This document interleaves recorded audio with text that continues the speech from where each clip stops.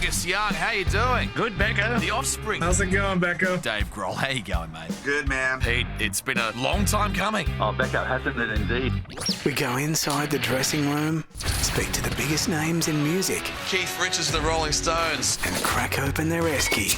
This is exactly how I imagined you, by the way, sitting opposite me with a vodka and orange. You're a discerning chap. This is The Rider. Hey, it's Becko. Welcome back to The Rider, and thanks so much for everyone who's followed the show on Spotify or just go to Apple, wherever you get your podcast, because every few weeks a new episode is going to come out, catching up with a few of my favourite people. And last time around it was Cav from Eskimo Joe. The Eskies are back with a brand new single. They're working on more material as we speak, and their current Aussie tour continues. Make sure you look up those dates online, because they'll be coming to a town near you. Speaking about going on tour, guess who's back? G'day, Jimmy Barnes here, and hanging out with Becko. Cold Chisel. The massive announcement last week, Cold Chisel are back. The Big 5-0 celebrating 50 years of Cold Chisel, the 50th anniversary tour. It all starts in October. There's all the dates online on their socials. On the road with the Cruel Sea and Birds of Tokyo at selected shows. They were doing a bunch of shows as well with the Super Jesus, and a couple of special shows as well towards the end. November 16 in Sydney at Kudos Bank Arena. Very, very excited. How's Jimmy preparing for this? I'm ready to take on the world. I've been in training. I've lost 10, 12 kilos. I'm fighting fit. I'm training every morning before rehearsal. I will say, I saw him at the Monday Bash, and Jimmy's in great shape, and he's bounced back from surgery as well. And look, I know the band are going to be raring to go, so that is the Big 5-0 for Cold Chisel coming up in October. Also, at the same time, AC/DC, they've hit the road. Their shows have been well received in Europe. A slightly shortened set, though, but I'll go through this set list. If you want blood, you've got it. This is the set in Germany last week, all the way through to Let There Be Rock. It's a 19-song set, and really, it's just so good to have them back on the road. I don't think I ever thought AC/DC would be actually back doing shows. So those shows were in Germany, and that continues on all the way through Europe. This is The Rider. It's so good to be catching up with some of my favourite musos, and I've always admired this band. 10 years ago, they came out with this. Brisbane's Sheppard. Can you believe it's been 10 years since Geronimo? I mean, that song really set them on this path to be touring around the world and, in fact, getting not just millions, but billions of streams. And they're back with a brand new album.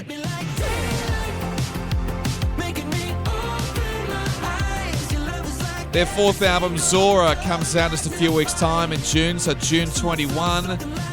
We are so excited to have new material from this band, Sheppard. In fact, they've given it a go overseas. They've moved all the way to Nashville, so we'll see how this goes over Zoom. I can sit in there on the big screen right now. G'day, George. G'day, Amy. G'day, Becko. G'day, Emma. How are you? We're good. How are you? Doing well. So, how's Nashville going? You moved over there, was it last year? Yeah, in October. So we've been here for about, 6-7 months, and loving it so far. I mean, definitely winter was a bit of a challenge. We had our first snowfall, and it was kind of like just as we moved. So the transition was really difficult, not going to lie. Yeah, it's not all sunshine and roses, but we've gone through winter, and now things are looking great. Like we write 4 or 5 days a week, and like just immersing ourselves in the culture that is Music City. It was like a good example of, why we've moved. We woke up today, it was just going to be a free day, and Amy got a text message from a couple of producers from Australia, actually. They're called M Squared. We've never written with these guys before. We've known about them. They had a cancellation today, and they called us up, and I got woken up out of bed to be like, hey, we're going to a session, we're writing a song today. And I was like, oh, cool. All right, awesome. Just being in the city, being amongst it all, it's just like, it's all at your fingertips. Some of the best writers, producers, musicians the world has to offer are in like a 10-kilometer radius to us right now. So it's a real musical paradise, It's like it's like a theme park for musicians. Yeah, I've heard that, because it it started off being obviously the centre of country music, but now it's a place where you've got so many great musicians, and you've got access to, as you said, session musicians and people you can collaborate with, and also the world's best studios as well. And I think a lot of people are moving away from LA. We were kind of tossing up whether or not to move to LA or New York or somewhere like that, potentially Vegas. But then everybody seemed to be moving away from these like major hubs into Nashville because it's just the smaller city. There's not as much craziness. Like it's not as chaotic as somewhere like LA, and it feels like a big country town, similar to Brisbane, where we are from. So yeah, it made sense for us to move here. Is it a permanent move, or are you going to go home eventually? Depends how it goes. Yeah, we're just seeing how it goes. We've got 3-year visas, and we'll see by the end of that whether we renew them or we come home. But at the moment, we're really loving being here. It sounds like a great place to be, and it's so good to see you guys grow as well, because it's been 10 years since we met you guys. Obviously, you guys were playing gigs around Brisbane long before that, but I think everyone's very proud to see you guys grow and change styles and progress. Yeah, I mean, we've definitely grown. We've grown a lot as people, and like individually and as a band and as a family. Like I think we've all sort of come into our own a little bit, especially in the last couple of years, and we're just very sure about who we are now. Like we know who we are, we know what we're good at, we know what we do, we know what people enjoy. It took a lot of trial and error, but I think, I'm really happy with the progress we've made and who we've become artistically. It feels like it's only going up and up, and it's getting better.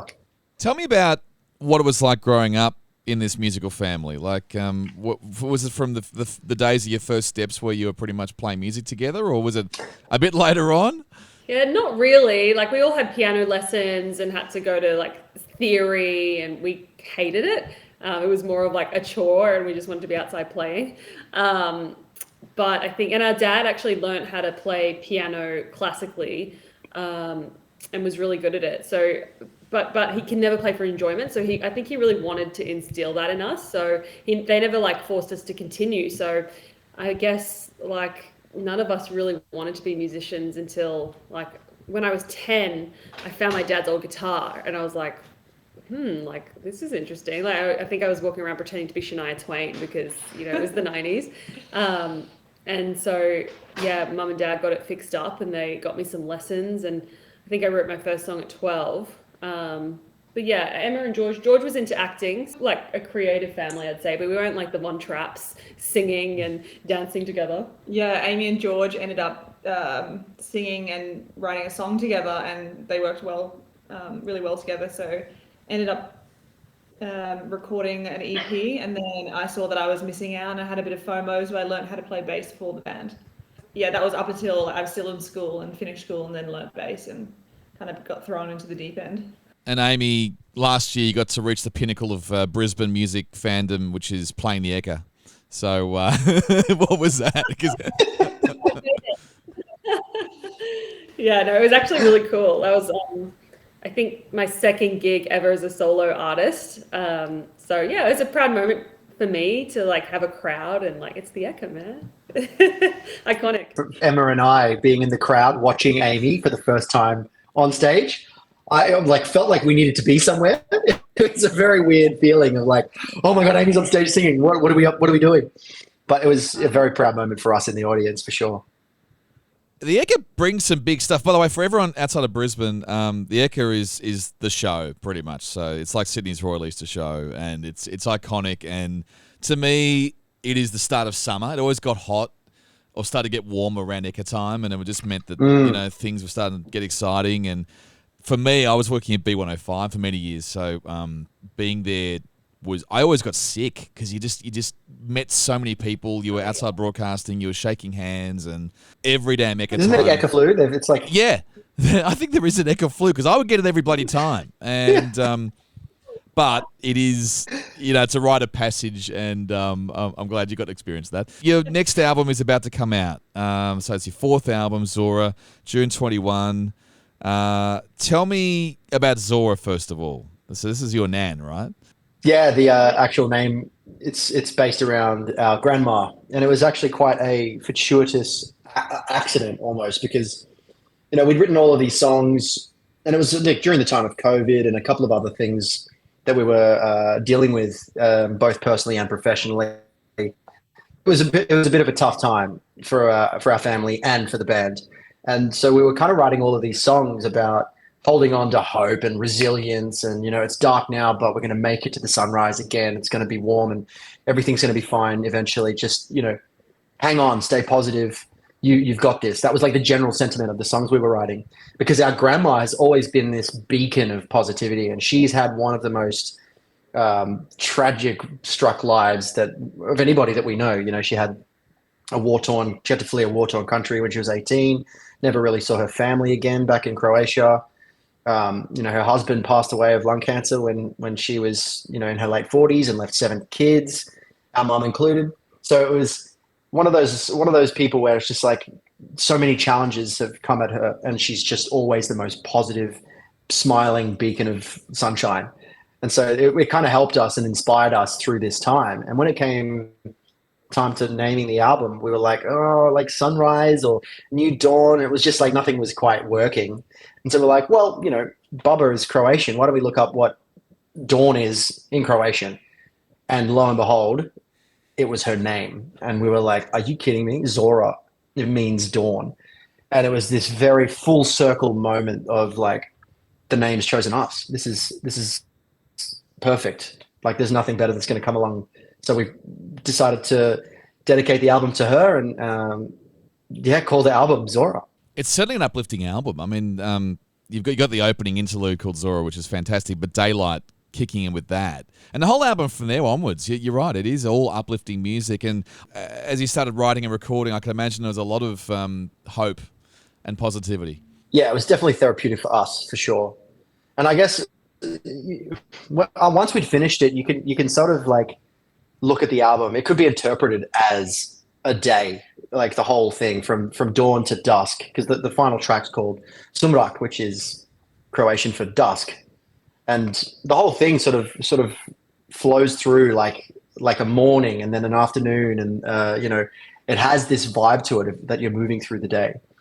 I'm not sure if that was apparent when you listened through, but that's kind of in my personal like creative bubble. That's kind of what it was trying to represent. Yeah, no, that's how I took it as well. And I jumped around a little bit, but then I listened to it all in one go, so it flowed. And I'd be so damn proud of that. And it's been 3 years since your last album, Amy. You had your sort of solo EP in the middle of that as well. Was it good to go back recording with the family again after sort of exposing yourself or doing solo stuff? Like doing the country stuff was something that I have wanted to do for a long time. And I think it's something that I have needed to do as well to grow as an artist and just to get a bit of confidence in myself as a songwriter and just realizing that I can do this and hold my own as well.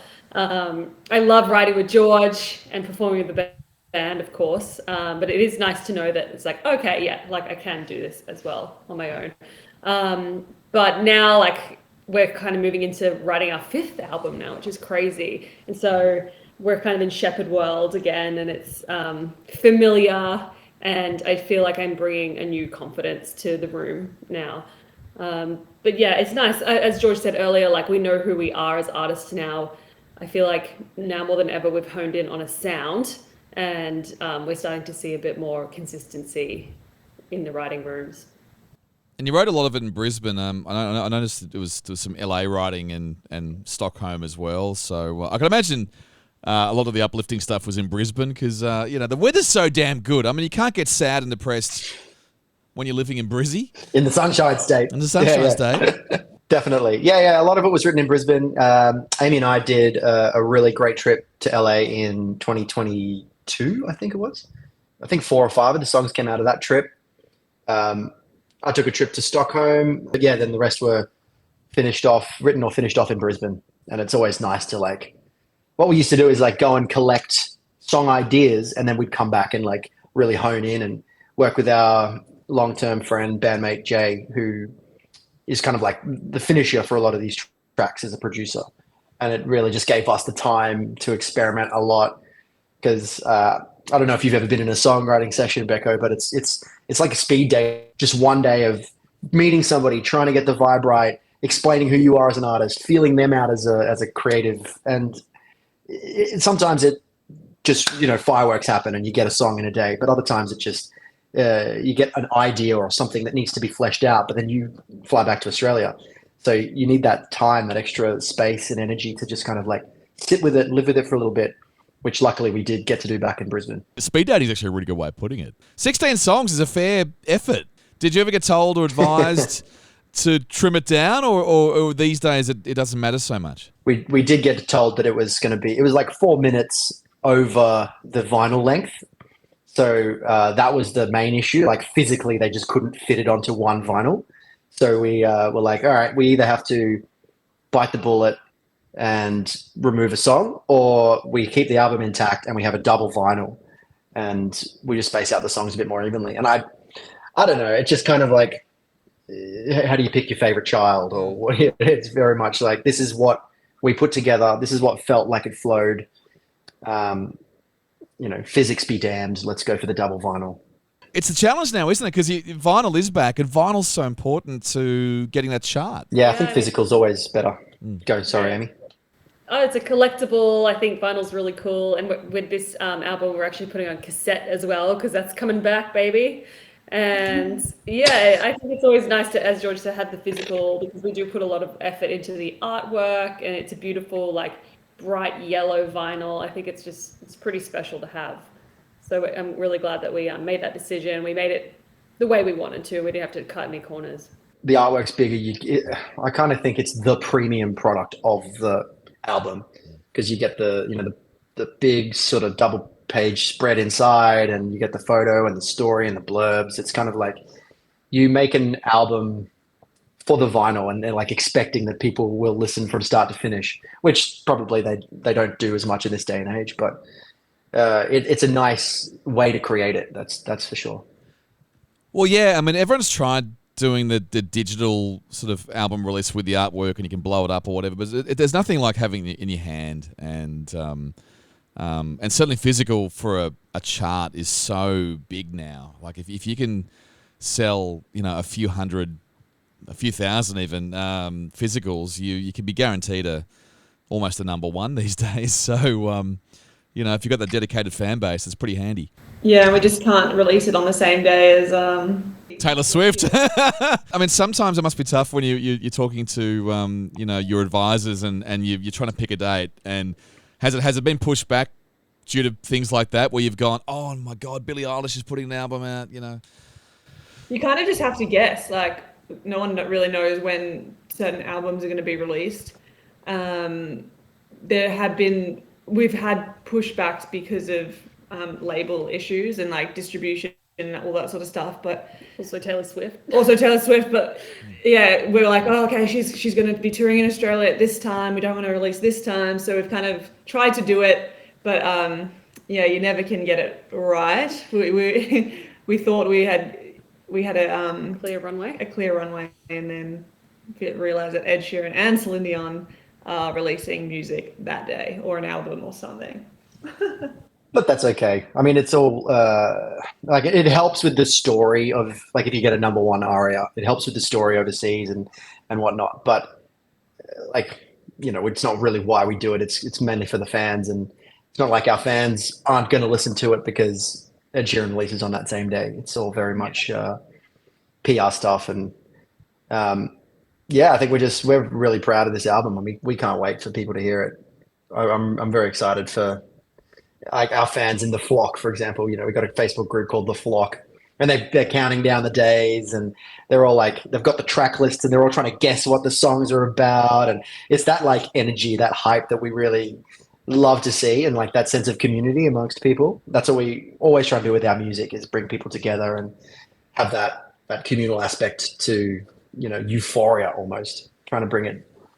Must be fascinating to as many people's ears as possible. Yeah. Well, I mean, I'm assuming you keep an eye on your socials and whatever. It must be sort of fascinating seeing how people interpret song names, at least, and thinking about what it's about and conspiracy theory stuff, whatever. But it's so good to have those dedicated fans.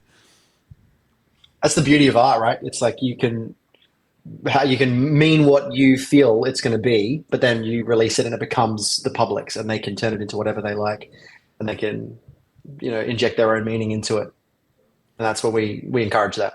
So you're saying you're about to go on the road. Your tour is not far away. Are you going to try and get as much sort of written before you go for this next album, or are you going to do it? Do you find it's better writing on the road? Is that a positive? Going on the road is really tough, especially like the tour that we're about to do. Like, we don't have a bus, so we've got like a Tarago where we're just going to be piling in and going from city to city, long drive. So I don't think we're going to be riding, because it's just already like, for me anyway, it's like a different headspace. Like, I'm in performance mode. I'm trying to get through the day because I'm exhausted. And then like the treat at the end of the day is the show. But, you know, you can never really pick when inspiration's going to strike. So I always have like a list on my phone of song ideas. So it might just come from like a road sign, or a song or a book or whatever it is. So I make sure that like my brain is always on for songwriting. But in terms of like writing for an album, like I feel like I like to have a different cap on in that scenario. But I know a lot of the artists here, if they have a tour bus, like it might be a different story, and they actually bring songwriters and producers onto the bus.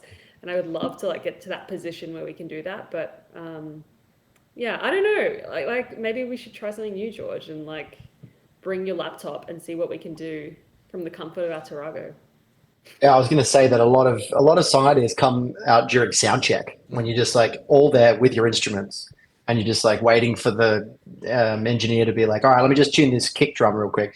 And like, it's just a kick that keeps on going on this pulse. And then you start noodling something on the guitar. And then it's like, oh, that's pretty cool. Amy, what do you think about this? And then that's where Geronimo came from, you know? Was it the Ding Dong Club in Melbourne? The Ding Dong Lounge? Yeah. And Jay was just sort of playing along to the beat and had that Geronimo chord. And I heard it and sung a melody, and then we like just voice memoed it, and then 2 weeks later when we were home, we actually sat down and fleshed out that idea, which eventually became Geronimo. So it's what Amy was saying, you're always on the lookout for an idea or a creative spark of inspiration, because you don't know where it's coming from. You just got to be ready to tune into it. Tell me about that song particularly, with how it affected you, because You literally took you to the world, and it's got you millions of streams, and it's set you guys up. And to your credit, you've actually taken the ball and run with it since then. But what was it like going to all these countries, and they knew that song, they knew the band, when you were thinking, we're just a bunch of humble kids from Brizzy? Just a bunch of bogans from Brizzy. Bunch of bogans from Brizzy. Yeah, but it's hard to grasp, and you don't really know like how many people have heard it, or like, are you famous? Like, what's the deal with what's going on? Because it's such a whirlwind, and you just have to go from show to show, or like radio station to TV to like massive show, and then you're playing a little show. So it's really hard. It's not really tangible in the whirlwind, in the moment. But now, like, we're so grateful for that song. Like, obviously it's a huge song, and even now people are still like recognizing us from that one song, and it's every musician's dream to have a song like that. We always get haters commenting being like, one hit wonders, and we're like, thank you. It's like everyone is open to that. Like so yeah, we're so grateful for that song, and I hope that it'll keep our career going for a long time. Did I say millions of streams? I just looked at my notes. 2 billion streams. 2 billion. What the hell? Yeah, it's crazy. I mean, also, after a certain number, it just kind of doesn't really. Yeah, you lose perspective of it. It's hard to imagine. After posting, and we see that it's viral on Insta Reels, and you're just like, how many people can be listening to this, like, that haven't heard it? And Geronimo is still doing its biggest days yet, like, since the release. It's like the streams are as high as they've ever been, and we're just like, what is going on? Yeah, literally the other day, it's had the most streamed Geronimo day was a week ago. And so it's just like, how many people haven't heard Geronimo? But yeah, I guess, I mean, that's thanks to probably TikTok, and Emma's been taking control of our socials over here, and we've been putting a lot of effort into that, and I think that's paying off.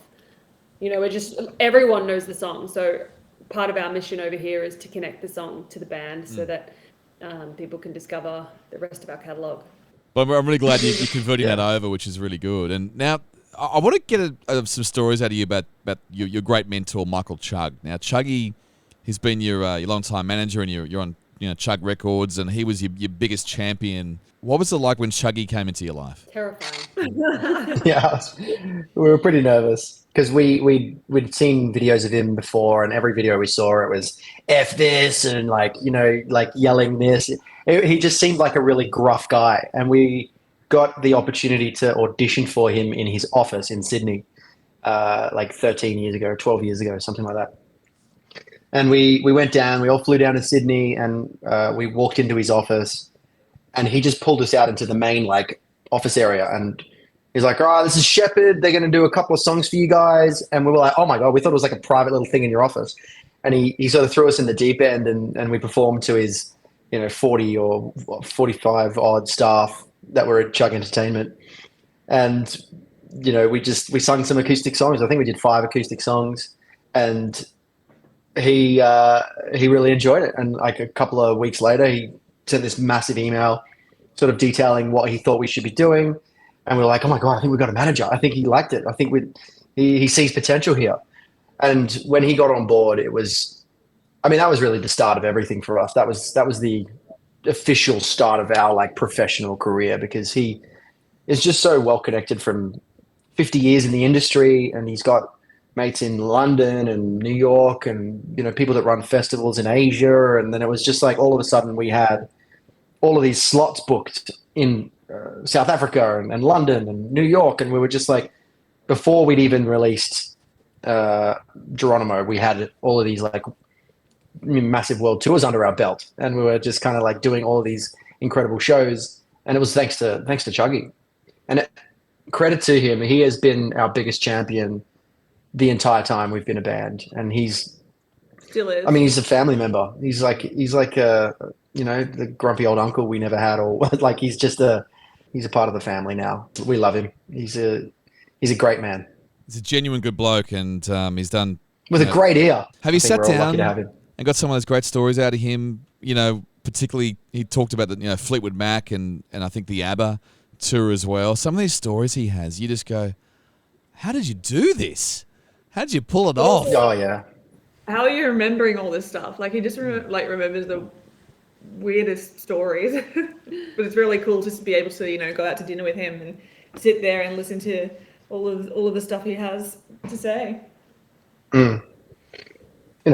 Still sharp as a tack at 77 years old. Like he remembers everything. He's super witty. Like I feel like he should donate his body and mind to science after after it's all done. Yeah. We'll donate to the ARIA Hall of Fame, and you walk in and pay your respects. But tell me about Jason, by the way. So Jay, has he been there right from the very beginning? He's like the extra member. I'm assuming he pulls it all together and he creates these great sounds that obviously it's a collaborative environment in Sheppard. Yeah, 100%. Jay came on at about 2012, George, but before that, George and I were like a little acoustic duo. And then when we started writing with Jay, it was like a whole other sound. Like we just had this writer's chemistry between the three of us, which was exciting and unlike anything that I think was on Australian radio at the time. And so, yeah, the three of us have just been like this solid writing group for, 12 years now. And he's still very much part of the band, although he didn't come over to Nashville with us. We've been to Australia twice in the 6 months that we've been living here for shows and whatnot. And it's always great to catch up with him and share what we've been doing here. And I think, with the next album, he'll definitely have a part in that because he's just like such a crucial member in our songwriting. So being in Nashville, who is the one person, or you might have met a few actually, who very influential, and you must meet these people all the time. They're great musicians, great producers. Is there someone who's really surprised you? You've gone, "Oh my God, I can't believe I met that person." We were talking about this today, actually. Right at the start, when we moved over to Nashville, we were just like, we got to say yes to everything. And we randomly got invited to this Canadian Thanksgiving, and we were just like, "What is this? We have no idea." And it was Brett and Brett. They're both named Brett, and one of them was Brett Kissel, which is he's a Canadian country star, and Brett Wilson. And we had no idea who they were, and we went to the party, and they were just so welcoming. And the first person we met was Bob Doyle, who is like a music legend here and is Garth Brooks' manager. Wow. And yeah. Okay. Yeah, we were like, where are we? And then from that came so many opportunities for us. Yeah, because Bob was like, let me get your details and come into the office and I'll introduce you to like some of our people. And we're like, yeah, sure, Bob Doyle. And then we go in there, there's the pictures of him with Elvis and Garth Brooks and like all the stars. And he was so lovely to us and has connected us with some of his writers because he owns like a publishing house. And so, his team were really helpful for us in those early weeks being in Nashville. And we've met some incredible writers and just like absolute guns thanks to Bob Doyle and his crew. So you just never know who you're going to meet in a room in Nashville. Like it's crazy. Must be a spin out also to walk into these studios and see the golden records on the wall and go, oh my God, that song was recorded here. You know, like that. There's so much history. Oh, you should. Well, there's another good example. Was the other day we were riding at this guy's house, and do you know who Alison Krauss is? Yeah, I know the name. I couldn't tell you where from, but yes. We know because our dad was a huge fan. She's like, I think she's second to Beyonce for the most Grammys won by a female artist. Wow. And she's very much in the country. She's done a lot of bluegrass, but she's legendary status internationally in the country world. And we're riding at this guy's house, and he's like, "Oh, my mum just got home." And, we all go out there and it's Alison Krauss and we're riding with Alison Krauss's son. Oh, wow. I'm just like, "Hi, nice to meet you. Thanks for having us." Oh my God. I'm like, just trying to keep you cool of like, thanks, Alison. I mean, yeah. We haven't actually met yet. I'm George.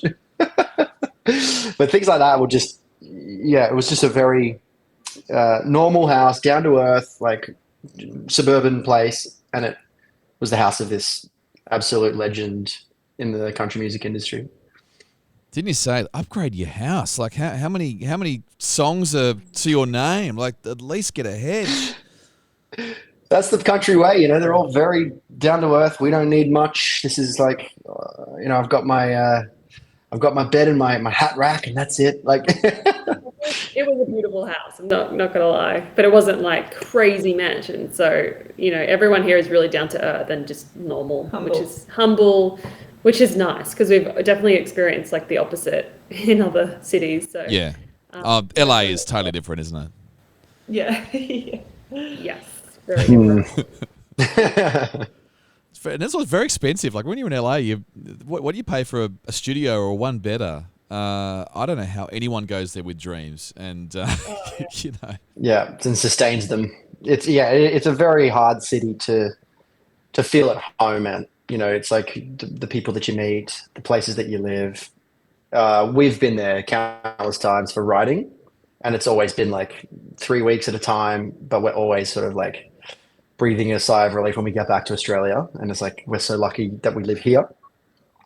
And that's another reason why we wanted to move to Nashville. It's because it had that vibe of like, it just feels like home. Like it feels like a normal city that you can live in. You do come home often and just go, I take it all for granted. I mean the food especially. I love American food. I love go to a smokehouse. I love brisket and all that kind of thing. But when you do come home, we just have really good food, and you do miss that overseas. Yeah. It's the produce. Don't remind us. Don't remind us.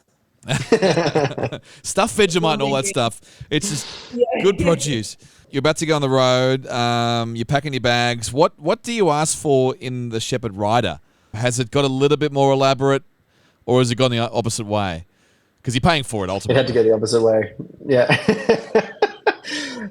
We had to severely cut it back, but it was actually pretty modest. I mean, even when we have like a full festival production rider, we learned pretty early on that you have to kind of keep it healthy on the road, otherwise you mentally burn out. It's very energy heavy. Like the the energy that you do have, you want to save for the shows, and then like eating the right things just gives you that extra energy. So we'd always have like, carrot sticks and nuts and things that would actually sustain us with energy for longer. We'd always have a 6-pack of the local beer. Like it was just like, what's your like local, what's your version of 4X or whatever, it's like we wanted to taste the beer in each city. And then a 6-pack of internationally like recognized beer. So we'd have a backup in case it wasn't great. There was a time like we had a packet of Skittles on our rider for like the whole Geronimo era. And we got so sick of Skittles that now on our rider it says absolutely no Skittles. And that's because we said that to our manager, like our tour manager, who wrote it on our rider, and we just probably as a joke, and then as a joke, we just forgot to take it off. So now people are like, "What's with the Skittles?" Like, I hear stories about some bands who are so used to having cold cuts and dips and whatever, and garlic is usually not great when you're meeting and greeting before a show, and you don't want to be going in for the hug or the kiss on the cheek or whatever with a garlic breath. We've got our first meet and greet because we haven't toured in the States for maybe 6-7 years, and we've got our first meet and greet tickets for sale in that time. I don't think we've ever done meet and greet tickets. We'd always just sort of like, sit at the merch desk after the show, and this is the first time we're actually like, we're going to spend like a decent chunk of time before the show meeting people, taking photos, signing whatever, and like I'm really excited for that. I think it's going to be great to actually interact with our fans in the States again. Yeah. Because it's always like, you can see the numbers on the streaming, and we know that the US is our biggest audience by far. Like they might be more spread out, but there's a lot more of them here than there are in Australia. But it's not until you get to a show where you can actually like feel that connection with your fans, and you can see people like singing along or crying to a certain line, or they'll come up and tell you a story afterwards of how this music's affected them, or it was their husband and her first dance, but he's passed away and she couldn't wait to see it in person for him.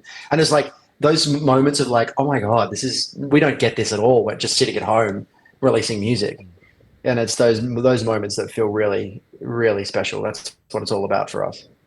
Well, they're fans for life, because these are the people who are going to stick with you, because they'll always remember that moment where they hung out with you, pre-show, and they'll never forget that. And do you always see a little spike in your streaming when you go to a certain town? Because you can probably drill down to geography and where you are. Do you notice that? Yeah, you can definitely like go into the back end, and that helps with picking cities for your tours. But yeah, I don't know. We haven't toured for that long that we haven't really done that. Check that. Yeah, check that out. But yeah, we'll have to see if we can do that for after. Yeah. After yeah. the tours. And you're popping into any radio stations and doing boardroom shows, or you kind of don't want to do that or pass that or whatever? Remember the days of the boardroom show? Yeah, well, apparently that's not really a thing anymore in the States. So we hear. We were shocked by that.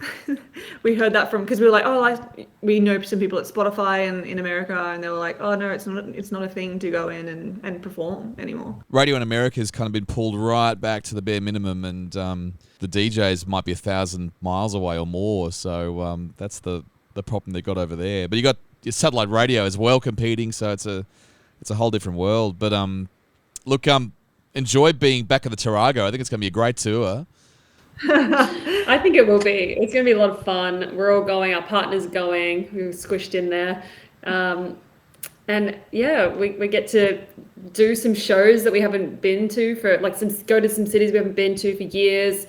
As George said, do the meet and greets with our fans and really connect with people who've been waiting for us to come out for maybe since they were kids, And then hopefully crazy. it sets us up for touring more around the States. Oh, it will. This is the hard work that always pays off. Playing live every night of the week if you can. It always does. I hope you enjoyed. I hope you don't hate each other by the end. Oh, I think we would have killed each other long ago by now. I think so. But look, best of luck in Nashville, and the album Zora is out June 21. The tour is about to begin as well. All those dates are on your socials. Sheppard, great to see you guys, and best of luck, and we'll talk to you on the other side. Yeah, thanks, Becko. Nice to talk to you, mate. Enjoy. Enjoy the Australian sunshine. And enjoy some Australian produce for us. Tim Tams. Eat a Tim Tam for us. There they are, George, Amy, and Emma. Sheppard on the rider. I'll tell you what, I think that Zoom connection did pretty well considering they're in Nashville tonight. The new album, Zora, comes out June 21, the fourth album from Sheppard. And of course, don't forget those concert dates for Cold Chisel, that tour in October. Very special to celebrate 50 years of Cold Chisel. Another big tour coming up is the Tea Party, their celebration of Triptych, which came out 25 years ago, one of their greatest albums. Their tour starts in a couple of weeks. Next time on The Rider, we catch up with Jeff Martin from the band Tea Party. This is The Rider with Becko. We'll catch you then.